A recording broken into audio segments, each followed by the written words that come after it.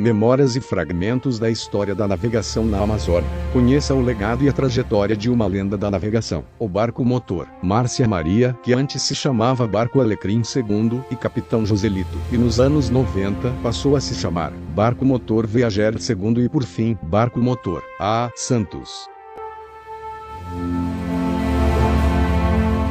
A lenda batizado de motor Alecrim II foi construído em Tilheiro do Beiradão do Rio Madeira em Novo Aripuanã, em meados da década de 60.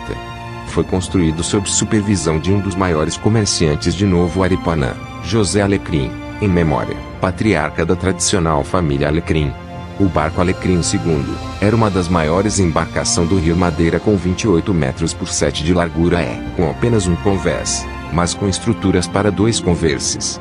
De Novo Aripuanã foi negociado em Manaus para a Sociedade Comercial dos Pioneiros e Armadores, Francisco Paiva, em memória e Manoel Viana, conhecidos respectivamente por Branco Paiva e Neto.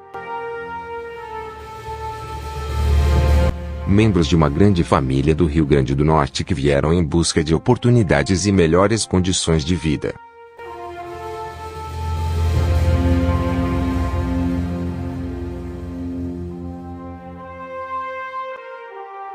Na época o Amazonas era governado por Arthur César Reis, 1964 e 1967.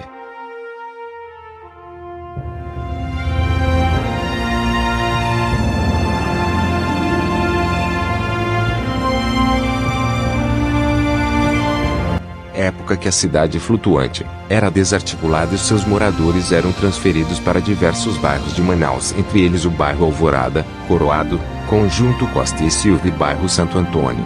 A capital Manaus nesse período não chegava a 180 mil habitantes e as fábricas da Zona Franca estavam engatinhando e em plena ascensão. E que viria a mudar o cenário nas décadas seguintes.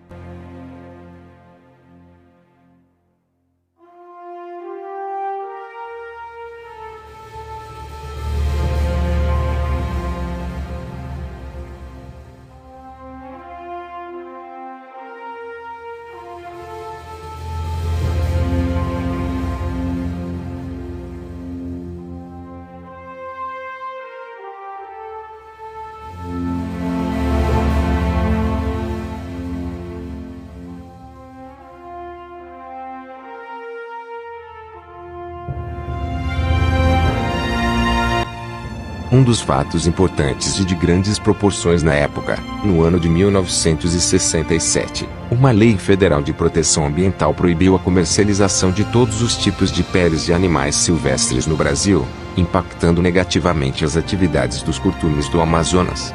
A maioria fechou de imediato, restando apenas os mais bem estruturados, autorizados a comercializar e curtir peles até 1971.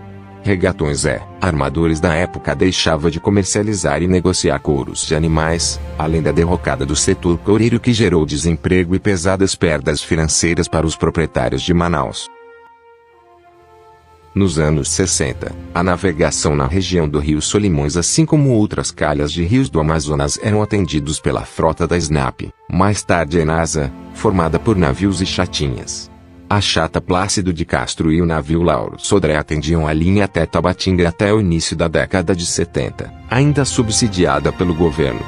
Pouco eram os armadores donos de barcos regionais que se aventuravam pelos rios da Amazônia naquela época, devido ao grande custo e o setor ainda estava engatinhando. Além disso, os motores disponíveis eram de pouca potência e importados. Tudo isso, fora os perigos e desafios numa região remota, e em uma época sem tecnologia e instrumentos de navegação disponíveis para a categoria, até então dominados apenas por regatões e embarcações particulares de cargas.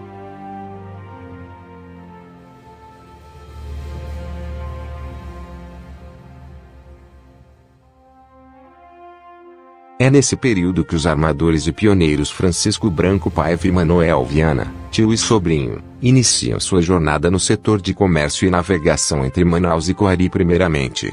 E após a compra do barco motor Alecrim II, decidem fazer a linha Manaus a Benjamin Constante, colocando uma potente máquina, da marca Volvo Penta de 240 cavalos de potência. Uma bruta máquina para época, já que as maiores potências que dominavam o mercado não chegavam a 150 HP. um trecho desafiador para poucos navegadores de coragem para a época. Contudo, fazem história. O Alecrim II tornou-se o primeiro barco recreio a atracar em Benjamin Constant, o município mais importante do Rio Solimões até então, depois de Tefé e Coari.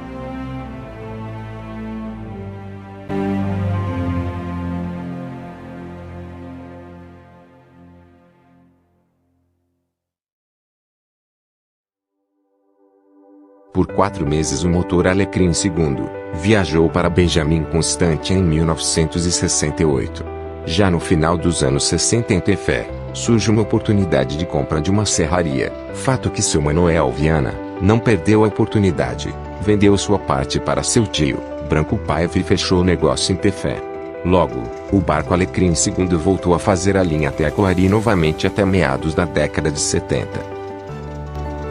Por volta dos anos de 1976 e 77, o armador e pioneiro Branco Paiva reformou e ampliou o segundo convés da embarcação, além de renomear o barco motor Alecrim II, de Capitão Joselito, uma homenagem ao seu filho provavelmente. E nesse tempo de mudanças e adventos de motores na região e o surgimento de novas concorrências, colocou o Capitão Joselito para fazer a linha entre Manaus e Tefé. Até então, as embarcações faziam apenas a linha até Coari devido a vários fatores da época. Além do custo muito alto de combustível e máquinas de pouca potência.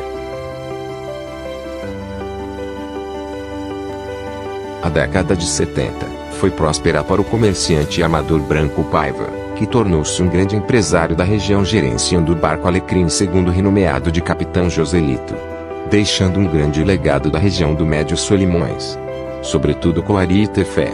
Apesar da ausência de arquivos da lenda, o motor recreio entrou para a história da navegação. Seu sobrinho, Manuel Viana, também seguia os passos do tio paralelamente com negócios em terra e com embarcações no trecho. E parte desta história dos pioneiros da região contaremos em breve no canal.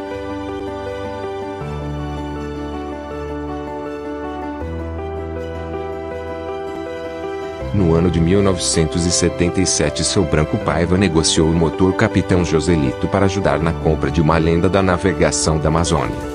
O navio Gaiola comandante Agislau Araújo, que ainda na década viria a ser comprado pelo Calil Mourão e renomeado de Sobral Santos II. Essa parte da história é sobre o família Calil e Sobral Santos em breve no nosso canal. O novo proprietário da lenda, de Coari e Tefé, o motor Capitão Joselito, era o comerciante e armador Manuel Araújo, um dos irmãos Araújo, formado ainda pelo seu Raimundo e Edmilson, que reformou e renomeou o barco de Márcio Maria, uma homenagem talvez à filha ou alguma matriarca da família. Era um novo recomeço da lenda. E após quase uma década, o ex-Alecrim II, agora Márcia Maria, voltava a fazer linha para Tabatinga, agora com o armador e comerciante Manuel Araújo até por volta de 1980. A região do Alto Solimões voltava a ser atendida por diversas embarcações recreios com os adventos do setor aquaviário e da Zona Franca de Manaus, que impactava socioeconomicamente toda a região do Rio Solimões. E o tráfego de motores recreios crescia a cada ano juntamente com a demanda de passageiros que saíam do interior para a capital Manaus.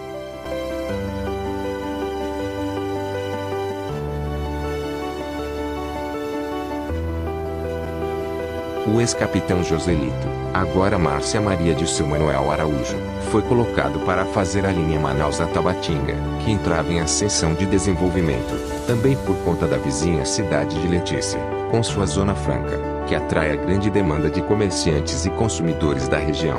Nesse tempo, Tabatinga se preparava para tornar-se também município, que se viabilizou em fevereiro de 1983. E no início dos anos 80 acabou negociado para o irmão Edmilson Araújo, permanecendo na linha por cerca de 3 anos até ser negociado em 1982 para seu primeiro dono, o armador e pioneiro Manuel Viana, agora com 2 andares e meio, convés. Manuel Viana e os irmãos Araújo tornam-se grandes amigos de estradas de rios nesse tempo.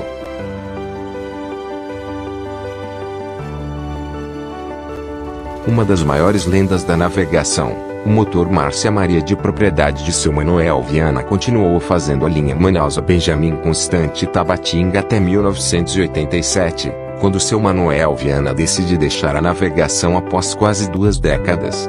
A lenda foi negociado com o armador e pioneiro também do Alto Solimões dos anos 80, seu Severino Araújo, que foi dono dos barcos Recreios, cidade de Teresina 1 e 2.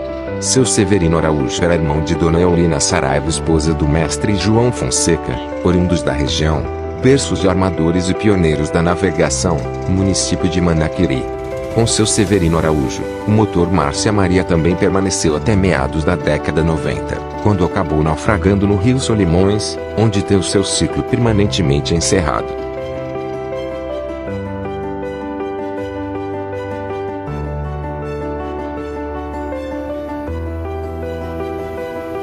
Agradecemos de forma inestimável ao pioneiro, armador, Manuel Viana Neto, que contribuiu com todas as informações e singela humildade para este especial, e aos nossos amigos da navegação que também muito contribuíram com seus comentários nas redes sociais.